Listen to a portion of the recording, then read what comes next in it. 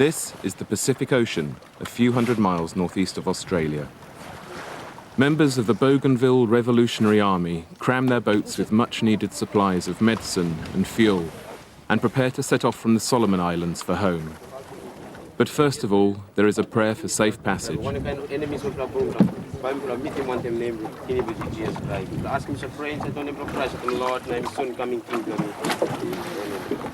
Their prayers, I know, will be needed, because home for these BRA guerrillas is the little-known island of Bougainville, where they're fighting an even lesser-known war of independence with Papua New Guinea.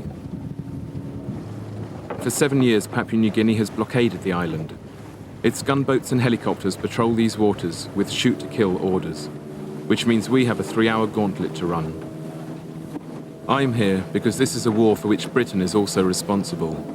It was the huge mine that a British company dug on Bougainville which provoked the fighting, and it was Britain's casual redrawing of the border a century ago that turned it into war. Breaking down on that border as we enter Papua New Guinea sea space seems about the worst place to do so. I scan the horizon for gunboats, knowing we're carrying so much fuel that just a stray bullet will be enough to fry us. The horizon, however, stays serene. This is a route that's cost many lives, yet it's Bougainville's only channel to the outside world. It is also the only way in to the longest and bloodiest conflict in the Pacific since World War II. Just as we near the island, the horizon loses its serenity.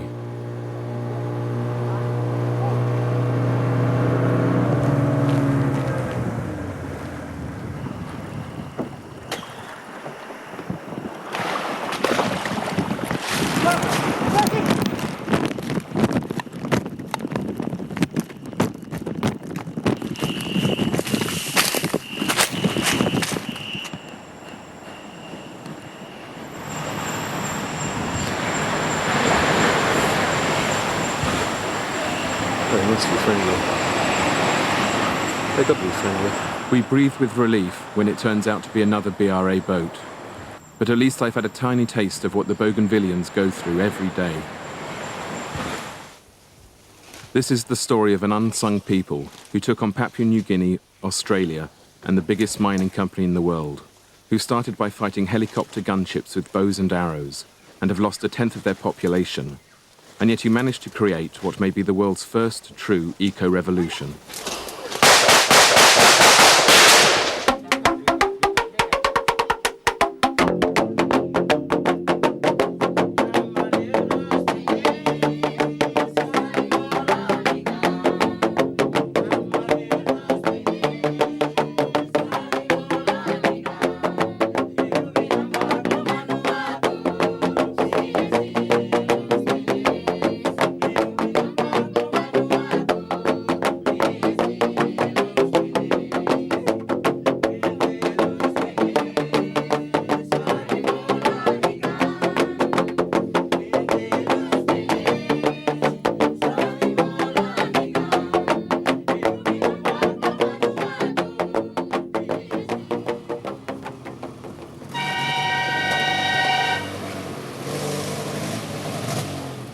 The next morning, we find ourselves in the hands of Bougainville Revolutionary Army Commander Ismail Toroama.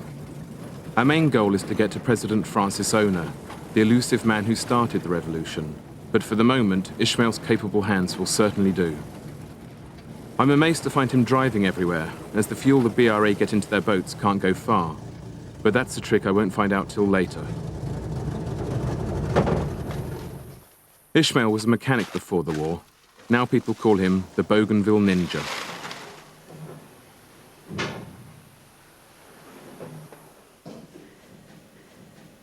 Makes my arms feel good. So I could handle the M60. Misa use him to plug gun. So now, so naglahan lo mi, time me cut this like inseri him stop lo right, left hand ya. Nunap, hold him to mas gun. Tasol. Emi also 1 year tasol now, since me kiss him this like incident. Iplas tanaplo beach front, le miu close to timol maniet. Na oli tromem, tripla M203 grenade. Oli launch mi kam, one play missing me, number 2 missing me, number 3 missing me, number 4 one kam pas lohan blow me. Hanya oli nak chop him. I mean no what use, I mean useless. That's all. Just because me play believe lo one something me play lo fight long him, and me help him me play. I don't want to go. We're the first people ever to film Ishmael and his men, yet I don't get the feeling he really trusts us. His way of getting closer is a kind of baptism of fire, if gentler than those he gives both Papua New Guinea's soldiers and the men he's training on this patrol.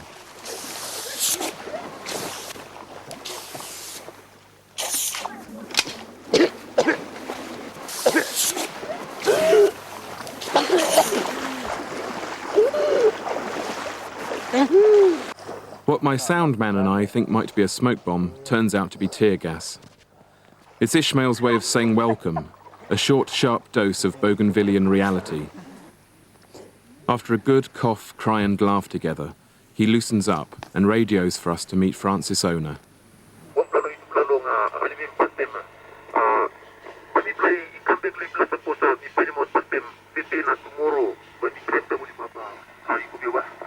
Yeah, Roger, make him good walk.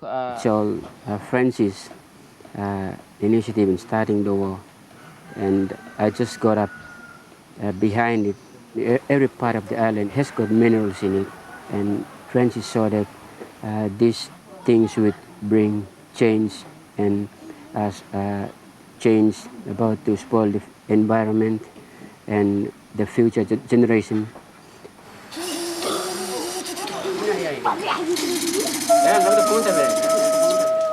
But before we leave, Ishmael gets second thoughts about us seeing Francis. A makeshift generator has blown up one of our camera batteries while it was charging. Last night when I slept,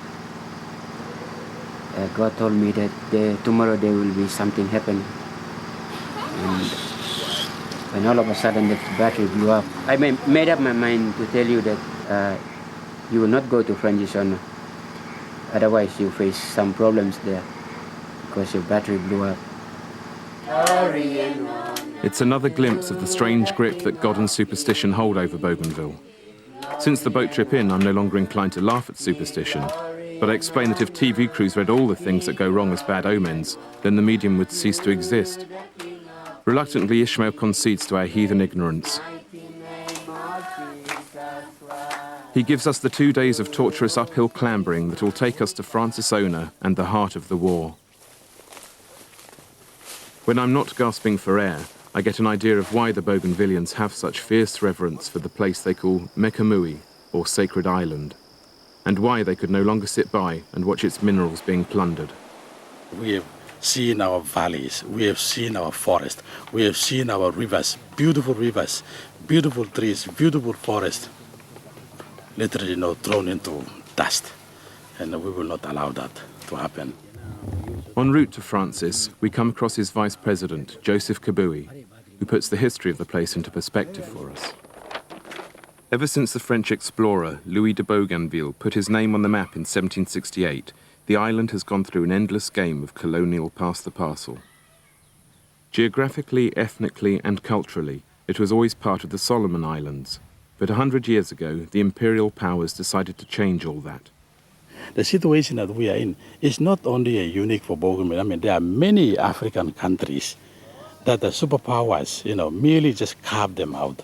Put a line right through and say, okay, this part belongs to you, this part belongs to me. A deal was struck between Germany and Britain.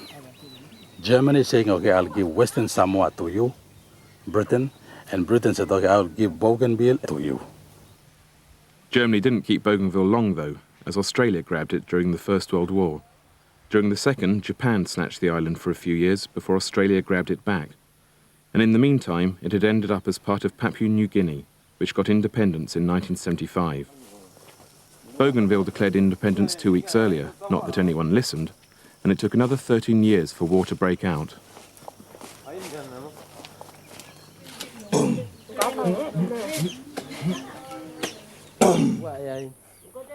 At last we find the man who can really explain why things suddenly changed. Francis Ona is portrayed by many as a humorless, hardline revolutionary, I suspect they never really met him, because it certainly isn't the impression I get.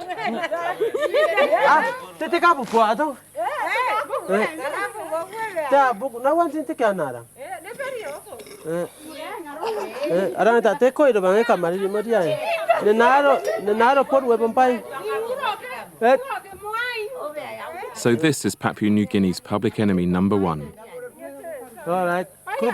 When he's not running either the war or the self-declared Republic of Bougainville, Francis goes gardening. My fighting on Bougainville based on these factors. One, that is, we are fighting for man and his culture. And two, land and environment. And the third one is independent. Francis used to work for a mining company called Bougainville Copper Limited. It was a company he would later destroy. The reason, as it's always been on Bougainville, was the land and the bounty it holds.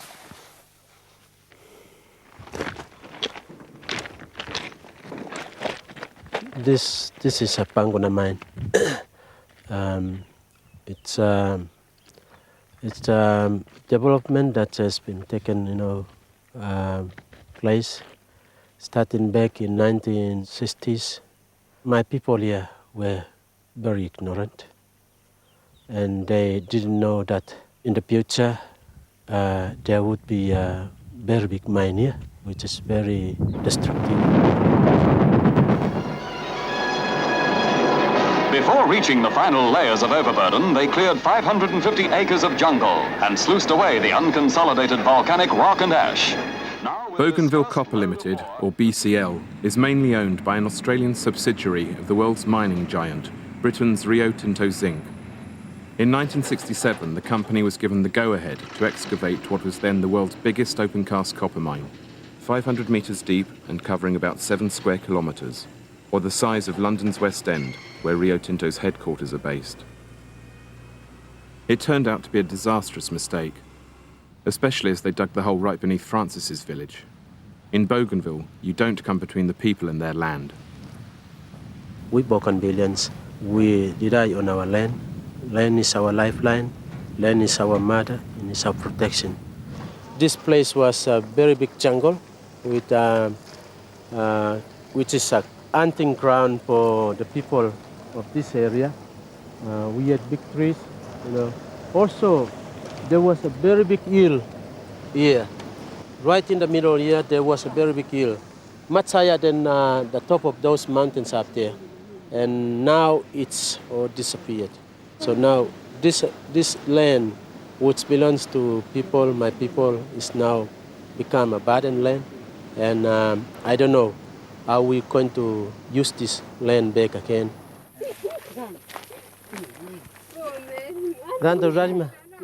When the locals protested about the huge hole the multinational wanted to dig at the fertile heart of their island, their land was taken by force.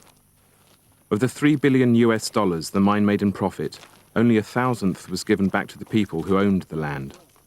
Rio Tinto Zinc had started to create their most expensive enemy.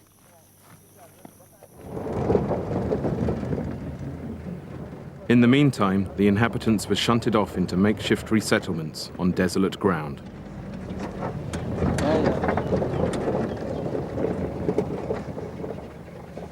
That's the Dapeda village, and you can see that's the standard of building they built here for people. It's really like a shanty town. BCL was not being too much genuine to how we can resettle the people. This school was built by people themselves. Even the company and the government they did not give any support.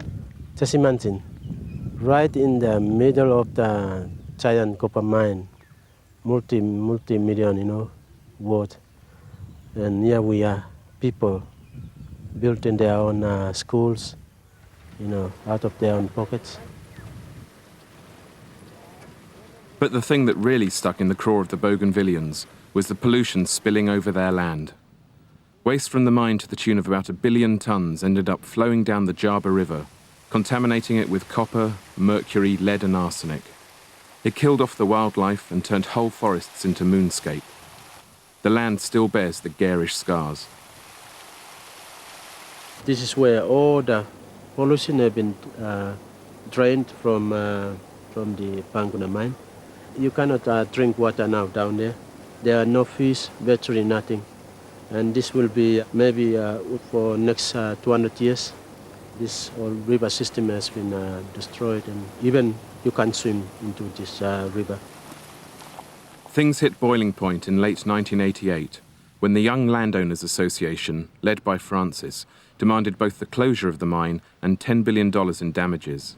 The story goes that the BCL management laughed at them, $10 billion being far more than the mine was worth. Francis did not like being laughed at. He left the meeting in a hurry, broke into the local mining depot, and stole 50 kilos of high explosives. He and his friends had decided to close down the mine themselves, with some well-targeted sabotage. Panicked about losing what was nearly half of its export earnings, Papua New Guinea sent in the riot police. They burnt down homes, beat people up, killed a few, and generally created enough backlash to provide Francis's fledgling guerrilla force with all the recruits it needed. Ragtag bunch though the Bougainville Revolutionary Army were, their very name showed they were now raising the stakes. They didn't just want the mine closed down, they wanted independence too. It was all getting a bit much for the riot squad, so in came the army, the Papua New Guinea Defence Force. Rio Tinto Zinc abandoned the mine, and a David and Goliath war was on, with BRA Stones and Slings versus PNG helicopters. It was then that Francis realised they weren't fighting just Papua New Guinea, but Australia as well. Australia's ex-colonial interests meant it was already training and arming the PNGDF. Now it also suspended a Foreign Crimes Act, allowing its pilots to fly the helicopters it suddenly supplied. Helicopters that were quickly turned into gunships and trained mainly on an unarmed population. Faced with such brutal and powerful weaponry, the Bougainvillians are forced into the first of a long list of innovations.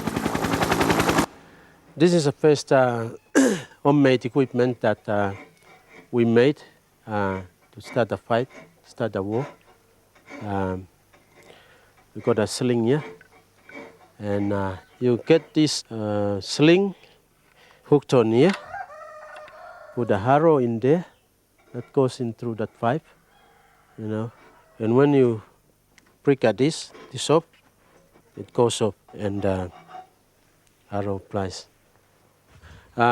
We make our own guns using all the material all around the place, been left by also in the Panguna. Pick them up and then used to build, cut down all the machines, cut down all the pieces and join them together. Like this one, all this has been made here, and we double them, made in Mekamui, and it's got a serial number. So if part of the equipment is been destroyed in the field, they can come back and then build their own guns. And this is how we build confidence in the force. So just imagine, with one cylinder weapon, winning a SRR, and from that single SRR, we went on to winning now virtually about 200 to 300 very powerful weapons. This one is resting now, having a holiday or whatever. Resting for good. Yeah.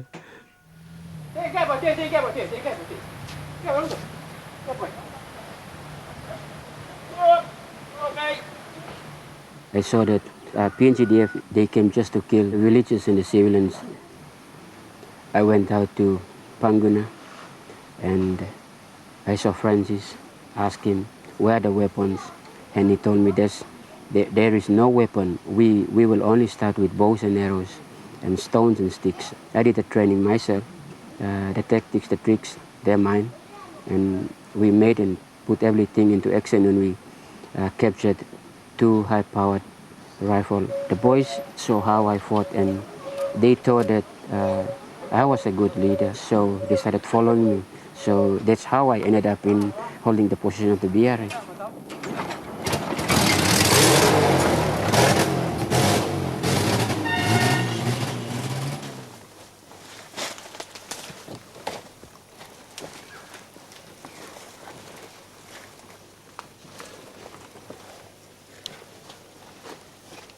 There are no clear front lines in the jungle. Even though they've made it their own, Ishmael and his boys know the PNGDF may never be far away.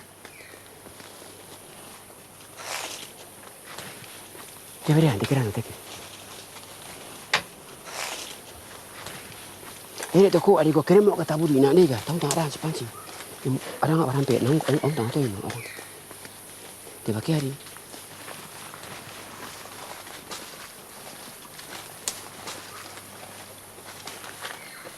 Putu bui. Vaya, paga tu barai.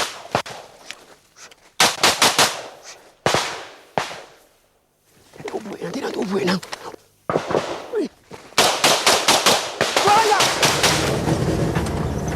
That's the place where I usually train my boys, and I usually use live bullets, and sometimes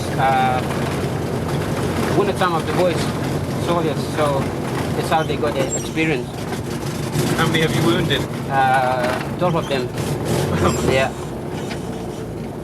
Very badly? Yeah, one was very badly injured, and the other 11 of them were just a scratch.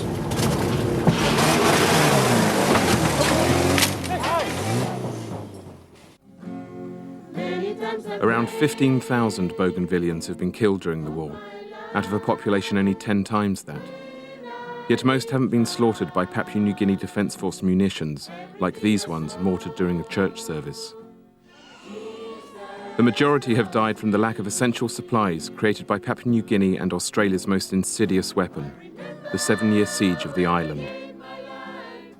By early 1990, the PNGDF was losing control of most of Bougainville, so it decided to establish a sea blockade around the island, which it hoped would turn the population against the Bougainville Revolutionary Army.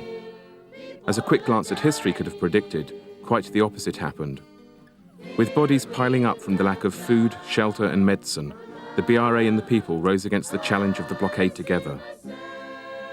Forced to learn the hard way that necessity is the mother of invention, their solutions came from the land. With the blockade being imposed by Papua New Guinea government, we found that every family must be self-sufficient for the foodstuff. That's why we have to make our own gardens. We got shifting cultivation type of gardening here, and we have integrated mainly every crop, every food crop that we can find. William was a businessman. Now a refugee from PNG-held territory, he shows us the green fingers he's had to develop. This whole area is full of gardens. How the people here survive, because the soil is so rich. It doesn't matter if you're gonna do the garden farming on one area, single area, we're still gonna get fruit. Fruit is still gonna go on, garden. What garden we got? We got sweet potato, we got bananas, we got cassava, and we got a lot of taros. We planted sugar cane, and then we got pawpaws. We got a lot of yams around here. Onion, corns and tomatoes, peanut, potatoes. People, it's very hard for them to hungry. People in Bougainville alone, they survive. That's why we say we can't depend on other people. We got a blessing. Gardens from here is no end. And you got bush from the river up to another mountain. As you see, all the whole green is all over. That's Bougainville.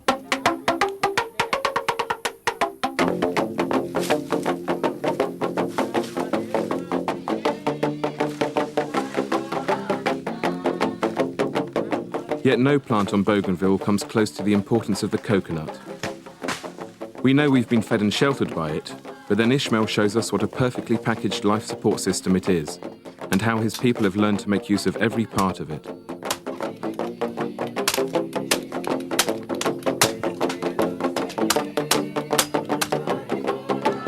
What up, coconut? Now we got a lot of iron, very strong now about.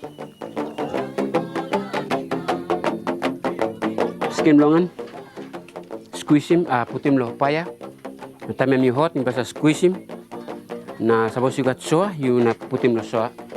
Tap longan, skim longan, dry skim longan. Put him low fire. lo cook, and then sell belongan, isla.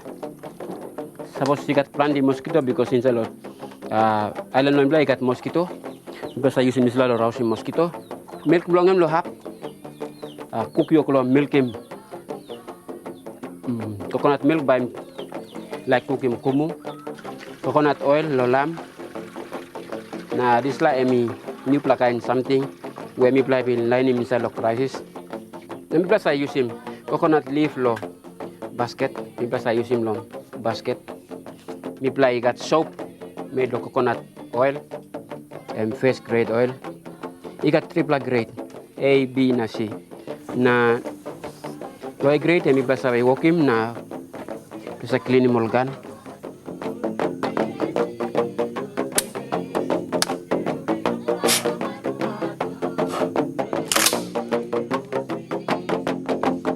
In a war for the environment, it helps to have the environment on your side.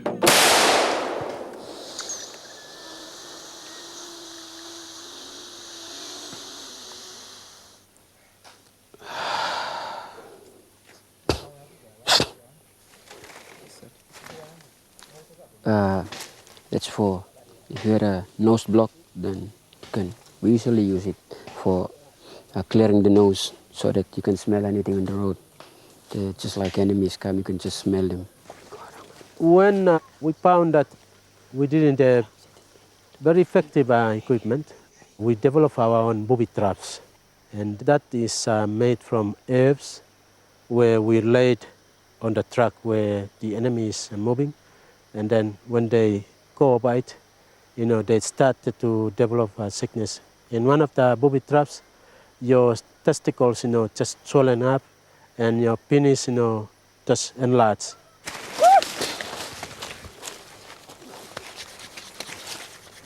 But it's for healing rather than hurting that the Bougainvilleans have developed the bush medicine of their ancestors.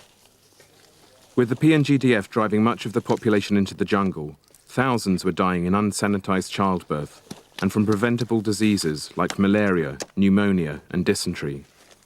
Tetanus from a badly handled machete, for instance, could prove lethal before the islanders once again made the land their ally.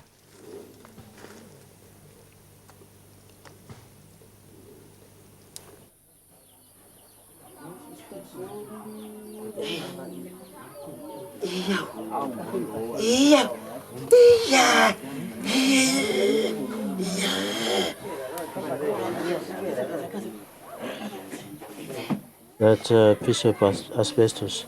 Is it from the mine? Yes, from the power pylon. We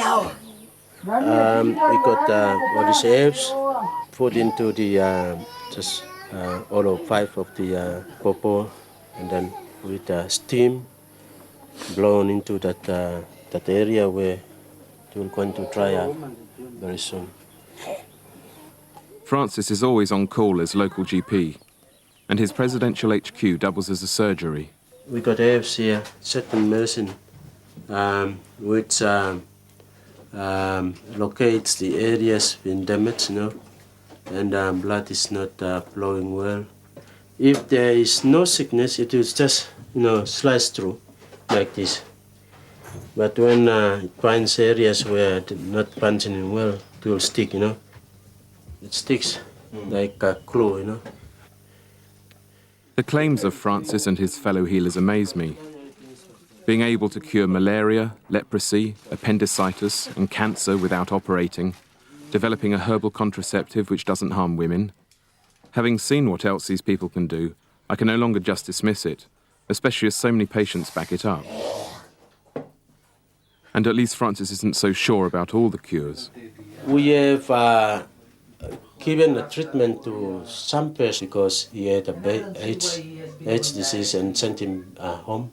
But we didn't have proof, any medical reports by doctors. So that's why we think we have treated someone with AIDS. So Francis invites anyone with AIDS to come to test the Bougainvillean cure. Let's go gardening now.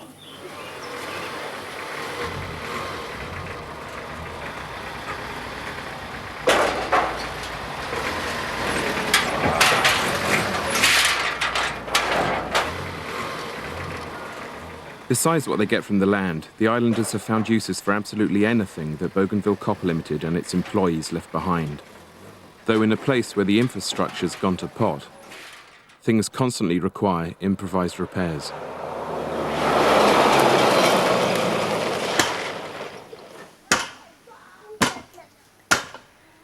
It's my car over there. It's not actually mine, but when I fought, everything just got into hands. The PNGDF, they came, they shot at me, and just some of the bullet holes. I don't know how it happened, but I was in the hands of the Lord, so I was saved. Along with his truck, his generator, his exercise gym, Ishmael brings anything else he can carry back from successful operations. On a blockaded island, it's the only way to go shopping. Well, that's Esau. He likes playing with the ball. I took the ball from one operations in Buka. That's part of the victory. I had to go and give it to my kids. Well, that's where we play. That's the music shop, the music station. We teach ourselves how to play. Oh, this is the place. It's really not good, but we like it being here. I like being here. It just reminds me of the simple life. My hand is not really good, but this is the rhythm, and the lead is over there, and that's the keyboards over there. Jesus, we praise your name, 'cause you are the soon coming King.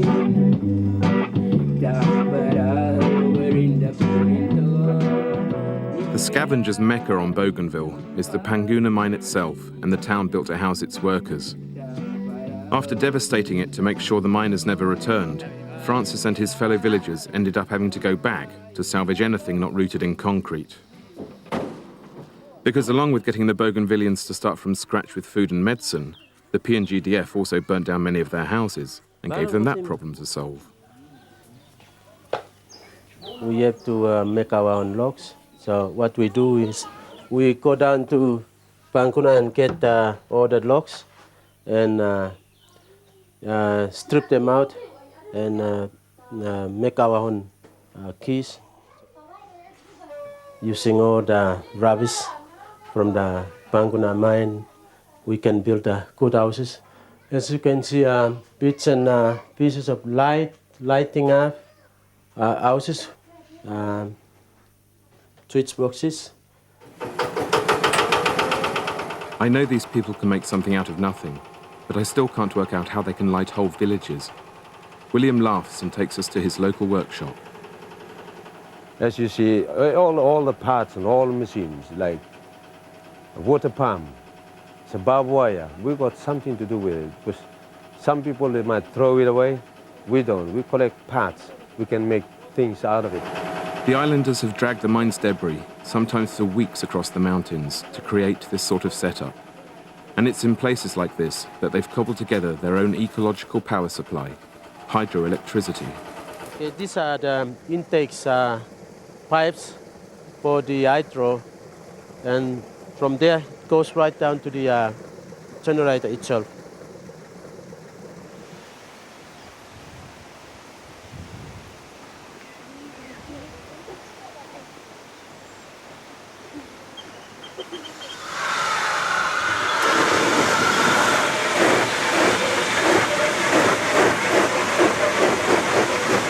After Papua New Guinea government has blockaded us, and then we couldn't have any petrol or diesel.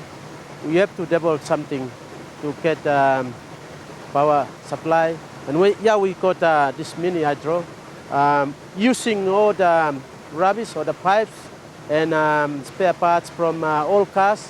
We managed to develop our own hydro, which we can use for lighting up all the villages. We got about 50 to 60 now running this type of small hydros.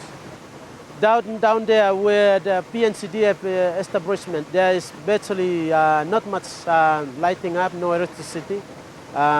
Maybe it's sort of money or something for, to run those generators. But here in the bush, we can have, I throw coin for 24 hours a day.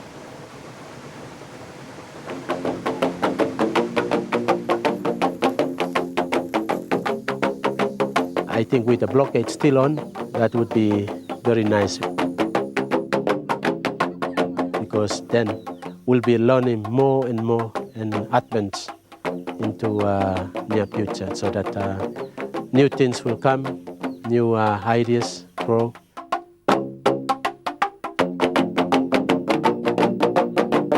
New ideas have been growing wherever I look, but the high point of this eco-revolution has to be the way they're still driving around without any proper fuel supply after 7 years of blockade. The secret, as I should have guessed, is growing all around me.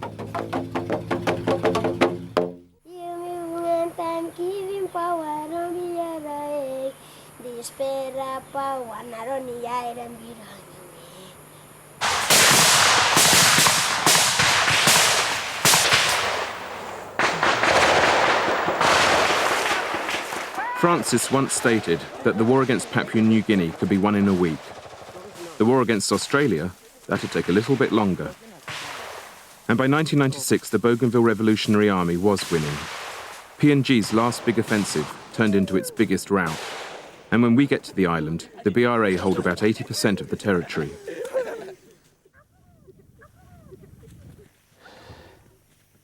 You can see that that's the Toyo Valley. Further down where you can see the last mountain, that's where at last the PNCDF camp is. That's Bolabe. And that's where they end. They don't come any further. The PNGDF don't come any further, not just because they're beaten, but also because they hardly care anymore. In the war for hearts and minds, the BRA were always winning. And when no other country came to Bougainville's aid, the people found support in a different realm. Because the colonial legacy they most embraced was that of the missionaries. I think without Jesus, I wouldn't have come this far. Just because without that superpowers, the Australian government or whoever who has been helping the Papua New Guinea government might have beaten me a long time ago. What for true? O kan maybe you can put on spot place. What for true? You play on crossfire o kan giround or something. Tamping go the temptation now take arm go arima. Blongan. You play on fail on committing me one time Jesus. You now by punda no kan temptation. Okay, by me thanking Papa God on the sala operation where me plaving walk about no hen. Where no got one man even sim biru along in, you know got one man you lose him live long in. My uncle, he's his things. He normally comes with us, and where we are in the enemy territory, he can feel, he can see. He's his vision from God that the enemies are going to attack, or if they're in the ambush, we can change our plans and operations at the same minute when there's a vision from God. Father, me pray, now thank you. Oh, get something where me been walking, you watch him big name long and thank you, Lord Father. Me play no losing one for life, long one for brother, but me play no losing operation. Oh, tell me, thank you, Papa God. You watch him big name, you will bless me, one. Now I'm blocking, try best for me blocking, long goal on Nabla operation. Amen. Okay. Go to house, clean him all gun, next use. Once we've broken enough bread and sweat together, Ishmael trusts us enough to reveal the secret charms he uses in combat.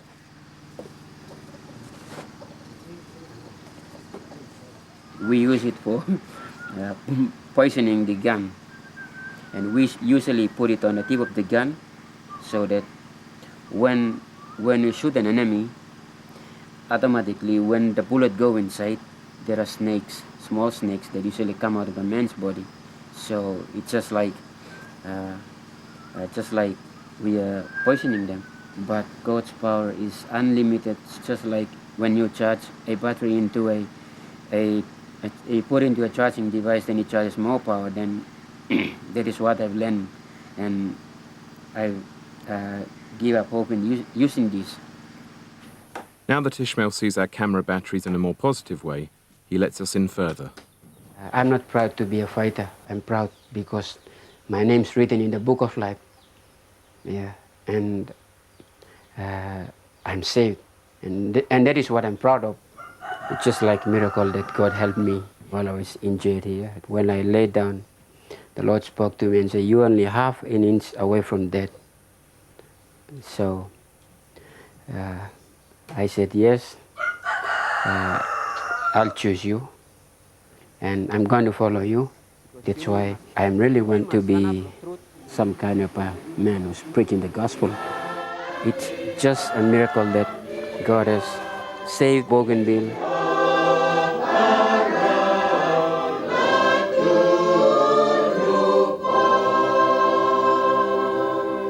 The islanders' devotion seemed to pay off in early 1997 when God moved in one of his most mysterious ways. Papua New Guinea basically admitted defeat by hiring mercenaries to do what the PNGDF couldn't. It forked out $36 million to the London-based company Sandline International and presented the BRA with the biggest armed threat it had ever faced. And then, lo and behold, the PNGDF itself came to Bougainville's aid. Humiliated by the very idea of needing foreign troops, and even more angry at the price, the underfunded PNG soldiers rallied huge popular support, arrested the mercenaries, and threw them out. Suppose only when come na only use him all rocket number, atin ba only nap win. That's all. This la equipment only got. A man and me walk him. This la God lo Bougainville em sa toki mi pla also. So mi pla even believe by mi pla win him all modern weapons long all.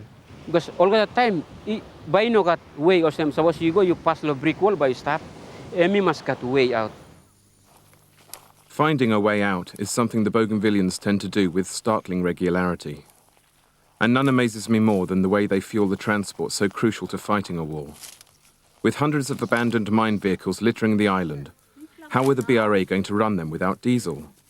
Finally, William shows us.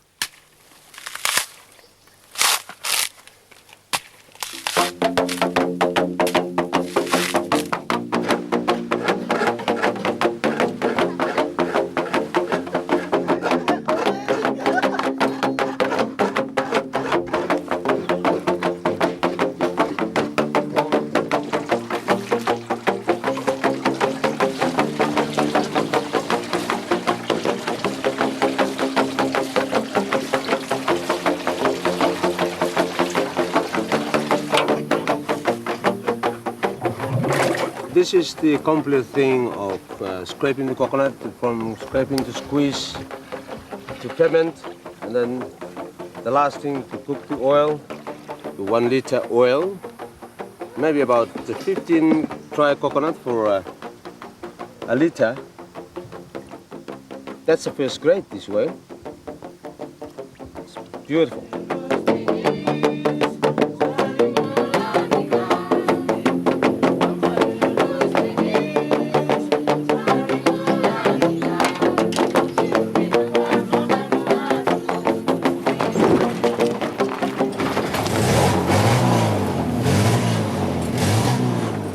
Not only is coconut oil far less polluting than diesel, you also get double the mileage.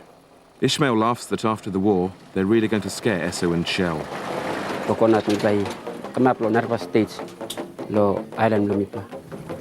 Suppose coconut in nogat, sambla hap lo revolution minating, by mi play na come up lo these states.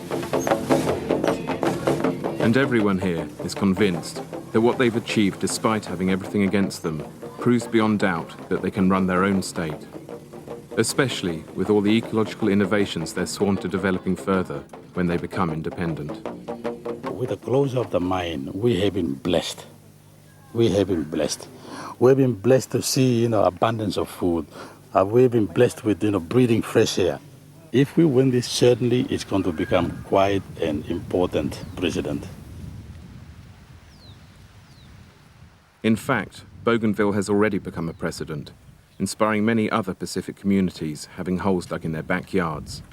Across the region, resistance to and compensation from ecological devastation has upped considerably. And when, thanks to the mercenary debacle, the news broke of this obscure bunch of islanders beating Papua New Guinea and Australia and Rio Tinto Zinc, suddenly the international community got interested in beginning peace talks in mid-1997.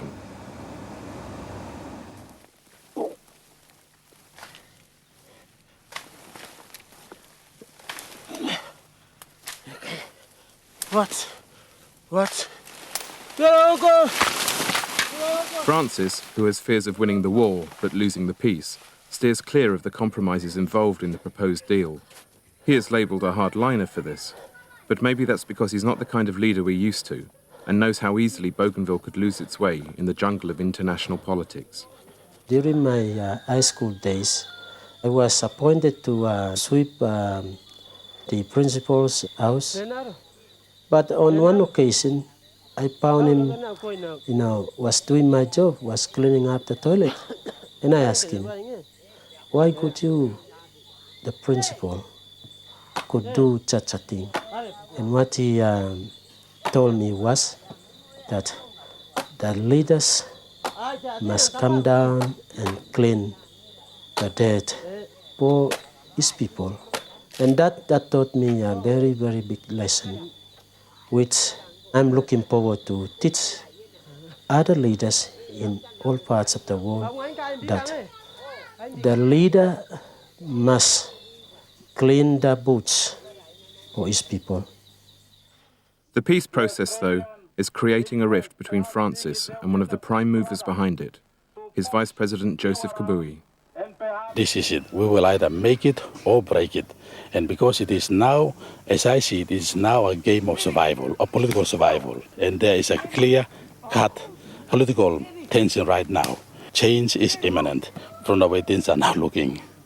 What do you mean by change, then? Change of political leadership, that is. Our president will be changed. Could be changed sometime soon.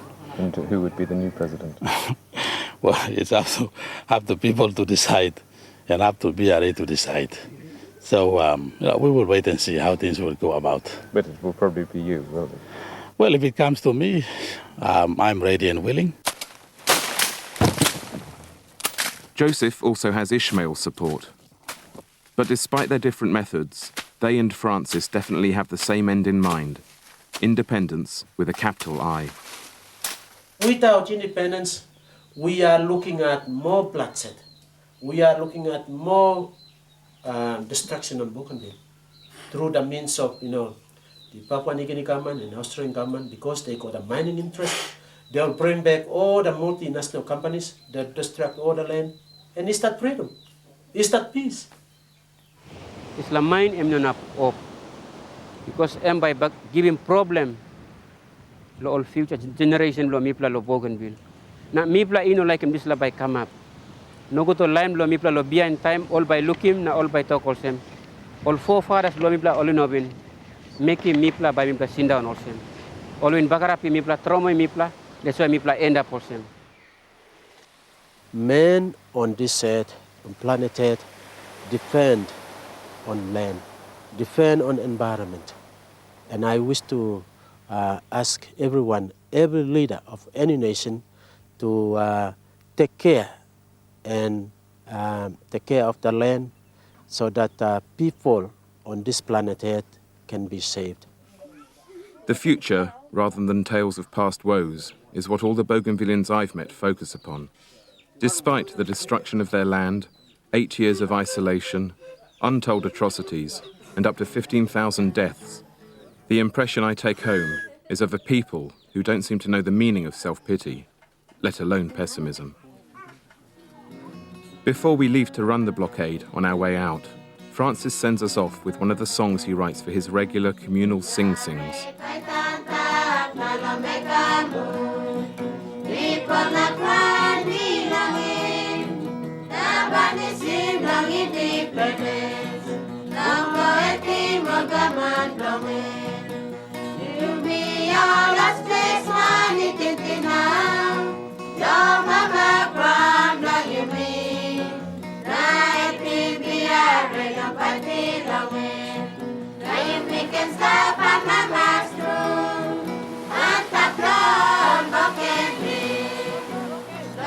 Since we left Bougainville, the peace talks have led to a permanent ceasefire.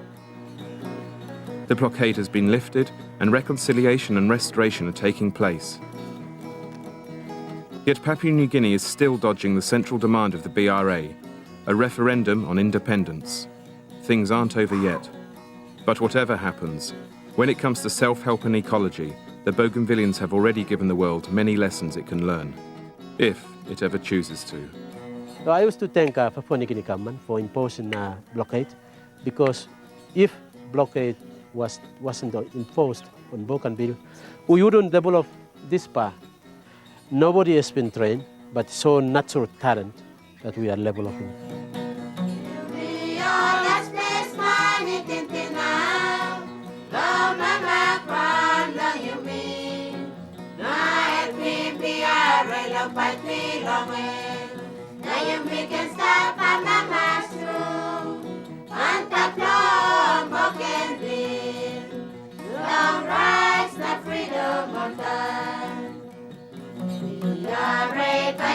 I think with the blockade, the Bougainville War is like an educational center, or furthermore, I could say it's a university for all of us who are on Bougainville.